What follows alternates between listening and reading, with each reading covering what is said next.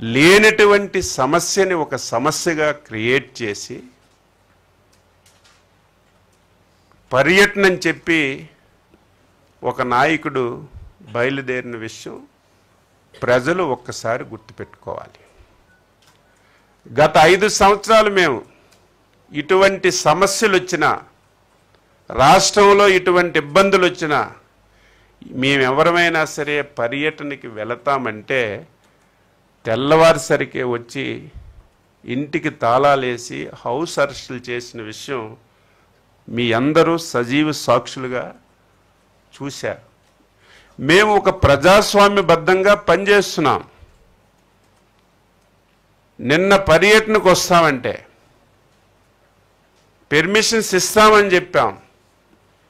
Permissions కూడా వాళ్ళు ఒక సినిమా సెట్టింగుల్లో ఒక ప్లాన్డ్గా ఒక ఎమ్మెల్సీ వెళ్తాడు,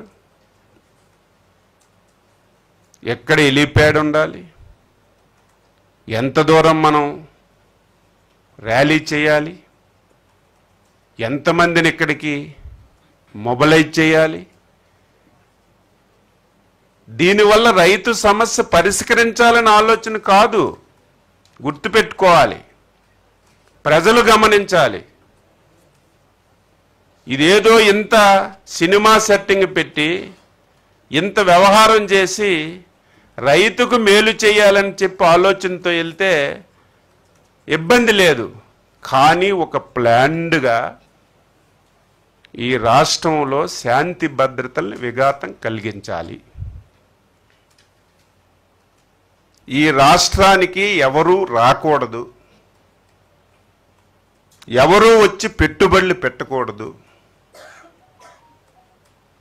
ఈ రాష్ట్రంలో పాలన సక్రమంగా జరగకూడదని ఏకైక లక్ష్యంగా పెట్టుకునే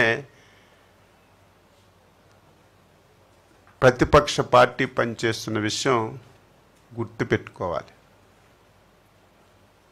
ఒకవేళ పరామర్శకి వెళ్తే నువ్వు చిత్తూరు జిల్లా వెళ్ళావు, బంగారుపాలెం వెళ్ళావు, బంగారుపాలెంలో రైతులందరికీ పిలిచి పలకరించాలి. లేకపోతే ఆ మార్కెట్కి వెళ్ళి మార్కెట్లో ఉన్నటువంటి రైతులతో మాట్లాడి ఏ విధంగా వ్యవహారం జరుగుతుందో అడగాలి. ఒక ప్రోగ్రాం ఇస్తారు, 5-6 జిల్లాల నుంచి ఒక టార్గెట్, ఈ నియోజకవర్గానికి ఇన్ని వేల మంది రావాలి, ఇన్ని వాహనాలు పంపిస్తున్నాం, ఇంత డబ్బు పంపిస్తున్నాం, ఈ సంఖ్యకి తగ్గకూడదని 5-6 జిల్లాల నుంచి రైతుకి పలకరించడానికి వెళ్ళేటప్పుడు ఈ విధంగా చేశారంటే ఇది కావాలని చేసిన విషయం అని చెప్పి ప్రతి ఒక్కరికి తెలియజేస్తున్నాను. అంతసేపు జీవో చూపించగలరా ఎవడన్నా? మీరు ఎత్తుక్కోండి, సెక్రటరియట్లోనే ఉంటున్నారుగా మీరు అందరూ. ఈ 260 కోట్లకి జీవో వచ్చిందా? ఫైనాన్స్ కాంకరెన్స్ ఉందా? నిన్న రాత్రి దాకా ఫైనాన్స్ కాంకరెన్స్ ఉందా? దానికి బిఆర్ఓ రిలీజ్ చేశారా? ఎవరికన్నా ఇంతవరకు ఒక్కడంటే ఒక్క ఈ రాష్ట్రంలో ఒక్క రైతుకి, ఒక్క మామిడికాయ రైతుకి 90% అసలు వీళ్ళ పైచం చూడండి, పక్క పక్కన కూర్చుంటారు, ముగ్గురు కుర్చీలు వేసుకుని.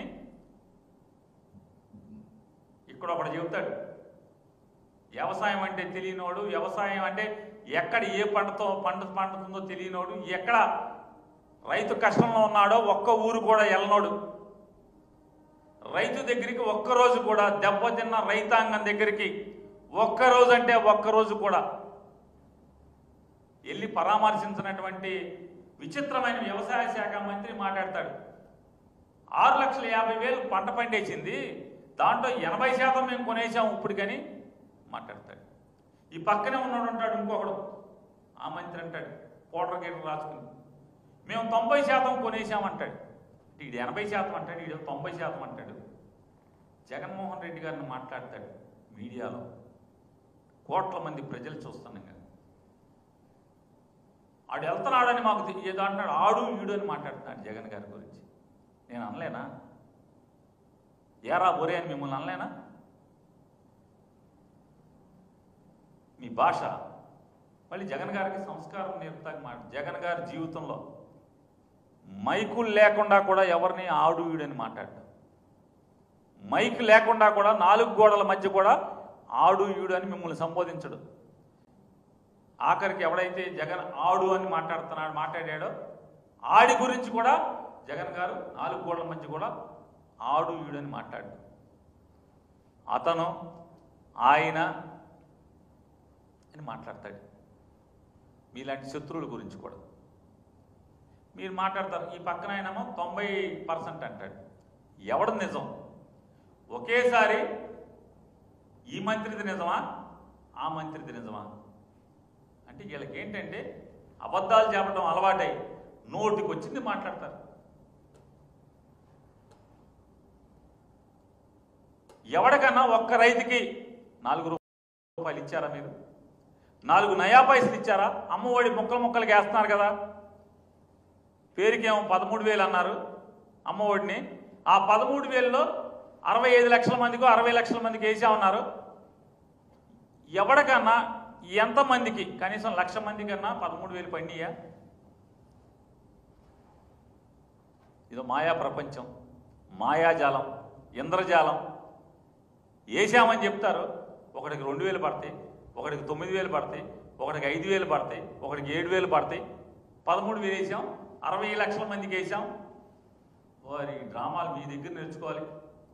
ఈ దిక్కుమాలిన ప్రభుత్వం దగ్గర ఎలా వంచాలి, ఎలా మోసం చేయాలి అనేది మీ దగ్గర నేర్చుకోవాలి. 60 లక్షల మందికి 83 లక్షల మందికి వేయాల్సిన చోట 60 లక్షల మందికి వేసామని చెప్పి 15,000 వేస్తామని ఎన్నికల ముందు చెప్పి ఎన్నికలు అయిన తర్వాత 13,000 వేసి సిగ్గు లేకుండా అది కూడా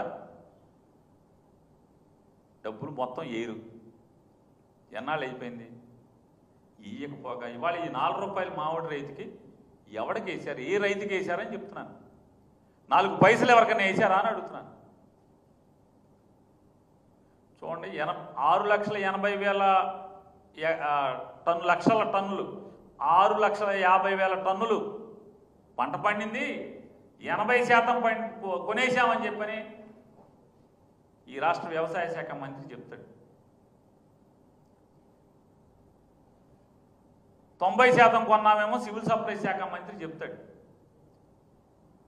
జిల్లా కలెక్టర్ ఏం మాట్లాడాడు ఒకసారి చూడండి. జూలై 7వ తారీఖున, ఈ నెల 7వ తారీఖున ఆ జిల్లా కలెక్టర్